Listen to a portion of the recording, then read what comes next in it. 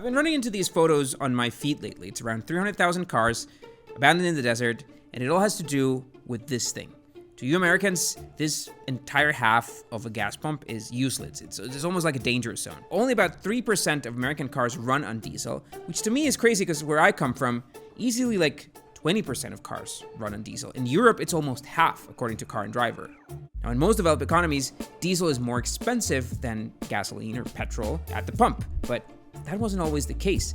Diesel is actually a byproduct of crude, and that means that it's floating around in crude oil. You just have to filter it out. Gasoline, on the other hand, you have to convert that. You have to break these long hydrocarbon molecules into smaller pieces. It was more complicated and expensive up until 2004, when countries like the US started introducing much stricter requirements on diesel filtering, like ultra-low sulfur content. This basically flipped the switch. It made diesel much more expensive to refine than gasoline. And still, even after the price change, diesel has better fuel economy, better torque, and cars like the VW Jetta were still winning Green Car of the Year awards. Until Dieselgate.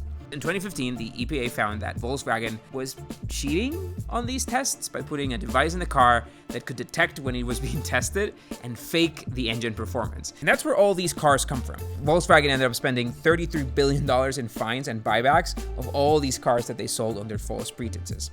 And as a side effect, people kind of trust diesel less now, despite the fact that recent studies conclude that this new diesel engines are about 10% cleaner than their gas/petrol alternatives. Subscribe to The Hustle for more stories like this.